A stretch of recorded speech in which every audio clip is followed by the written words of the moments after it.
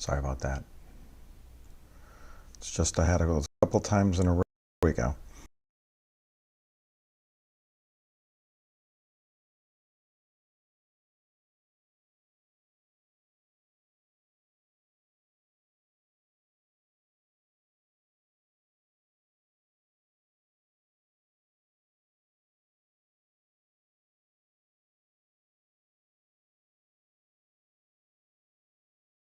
But then it wouldn't become as special.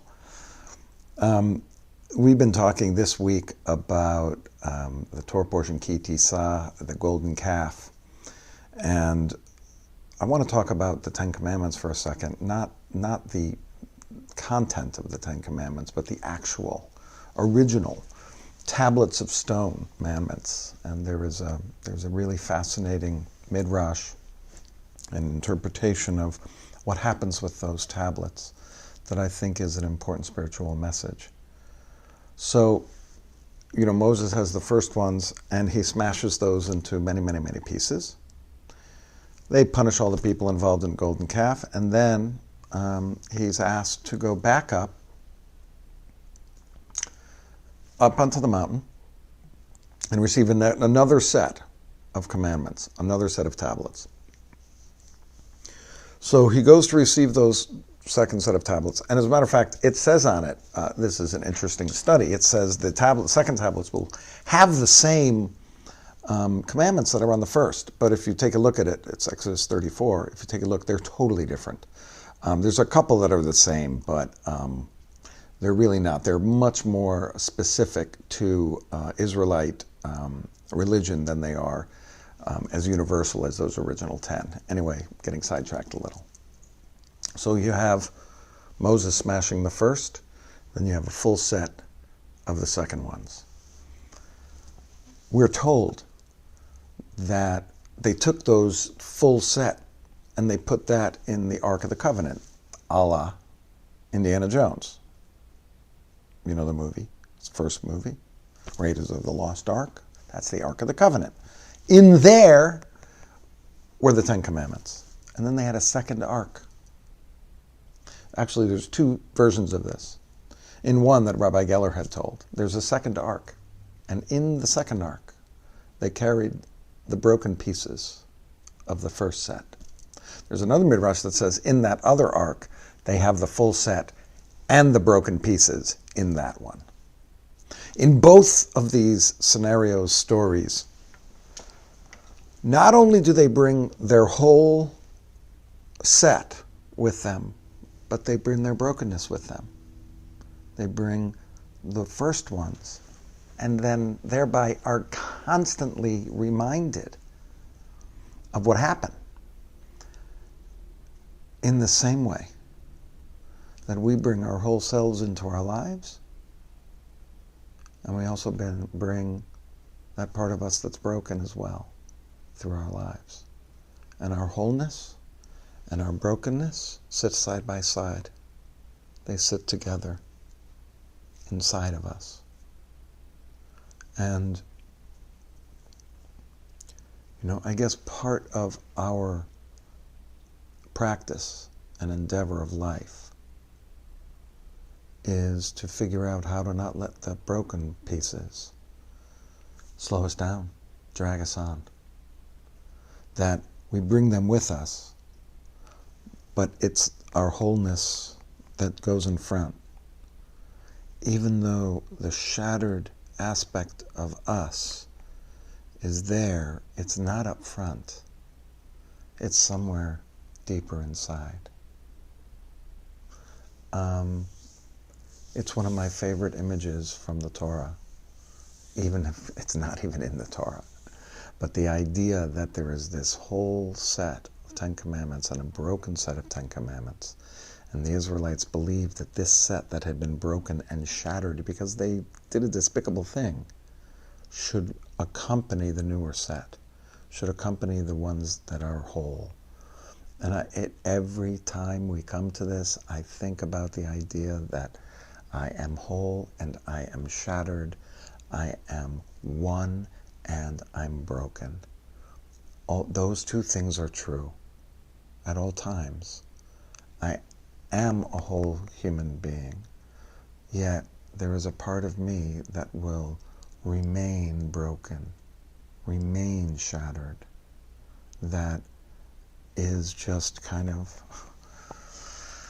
part of my story.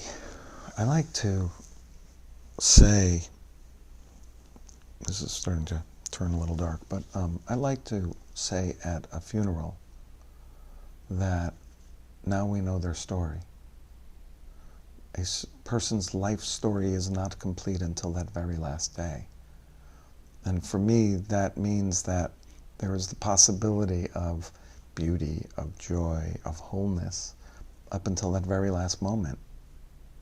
And as you go through life and you reach that point where you're towards the end of your journey, when you look back on your life, you don't just think of those things that made you feel good. You don't just think of those things that were your happiest moments, although I hope we would concentrate on those a little more. But you also look back and you say, wow, I did that and that might not have been right, or this happened to me, or this was a trauma that I had, or this affected me in such a way that it changed the course of my life. And you carry those things as a part of your journey as well. And that's what I love about this interpretation so much. It's not that you just leave them behind. You don't leave the shattered portions of your life behind. You take them with you. You carry them with you. You just don't carry them out front. And as we go on our journeys and our lives, stories, we can't forget that we have those. We have the rough spots. It's just the way, that's the way life's built. And the thing that I love about the mindfulness is that it allows me to notice those things that I might not, that might not be as smooth for me. It allows me to notice them, and it allows me to, put them in their place a little bit, so that I can maybe deal with them better. Going to the kind of this neutral place that we go shows us that we're not necessarily the shattered pieces, and we're not necessarily this whole being that's full and rich and has everything. We're actually just a living, breathing being existing on this planet. And whether we do great things or we don't, this is the existential in me, right? It just shows our story and our journey, and it just is, that's who we are, and that's what is. But we're not compelled necessarily to do anything. So as we go through our journey, it's going to have its peaks and its valleys, that we allow those peaks, right? We allow the goodness and the love and the wholeness lead us, but we don't forget to bring whatever has been shattered, whatever has been broken, the moments we've missed. We bring those with us as well. They're just not up front. And so, as we've been talking about this, it may be that some of these kinds of thoughts come into your mind while we're breathing. Take note of them. Notice what is at the front of your mind. And then just bring yourself back to your breath. You'll have time in 20 minutes to get to it, and to think a little more clearly about it. So let's take the next time now, just bring ourselves into a neutral place with stillness, concentration on our breath. And we're not trying to fix anything, we're not trying to solve anything, just allowing things to be just as they are for now. Okay. And please, I decided I'm using the microphone because I noticed I speak pretty quietly, and I think the microphone picks me up better. If not, let me know. I'll take a look at the comments later. Let's get ourselves into a comfortable yet strong position.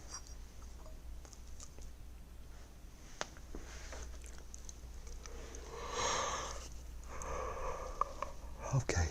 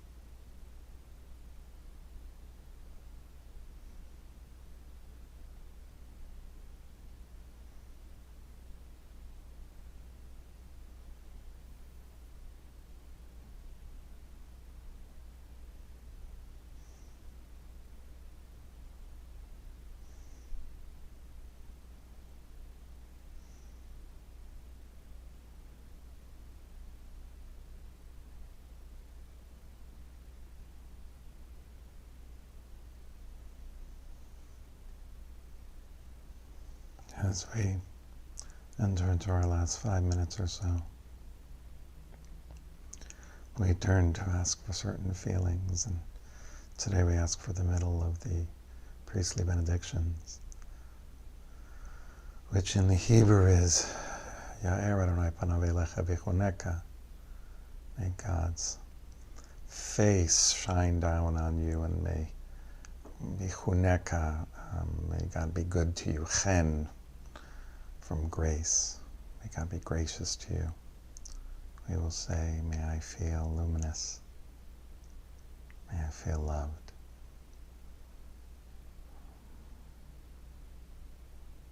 Luminous is filled with light, the lightness, a special emotion goes with it, of illumination in a way.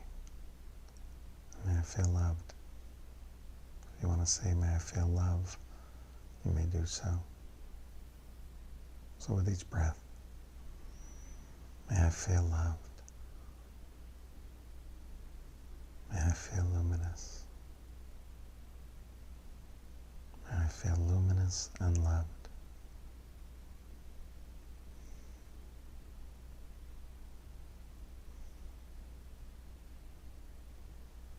And stay there for several breaths.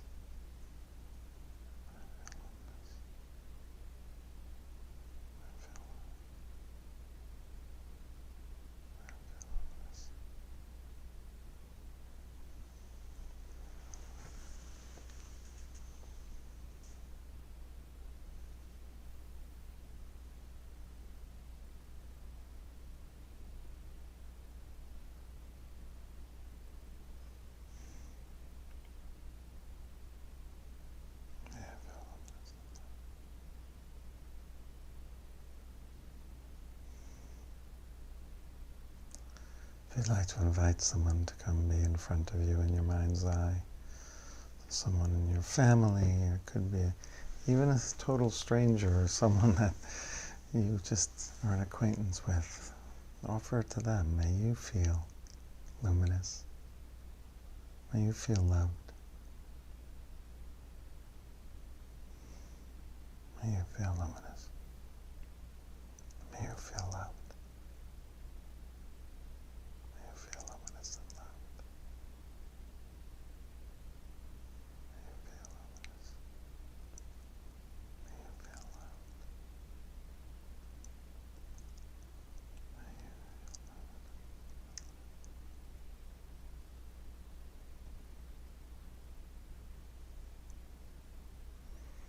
Just a couple more breaths on that other person.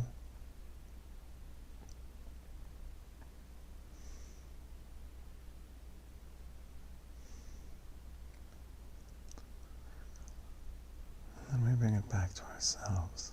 May I feel luminous. May I feel loved. May I feel luminous. May I feel loved.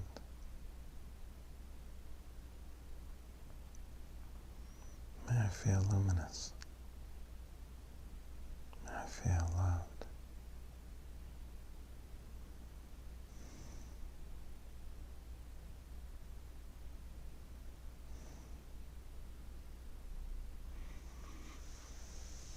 And for our last moments together, just to come back into our breath, just a neutral place.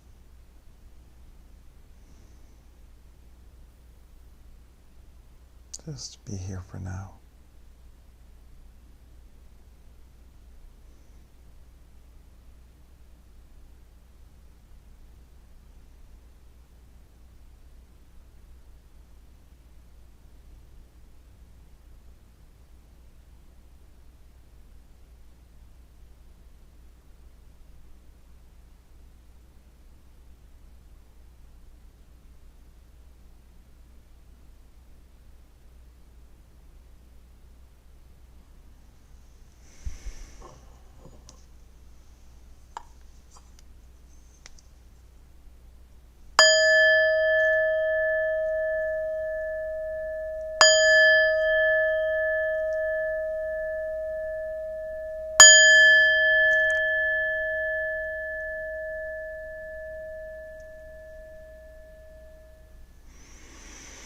Thank you so much for joining me this evening. I hope you were able to find some stillness and peace.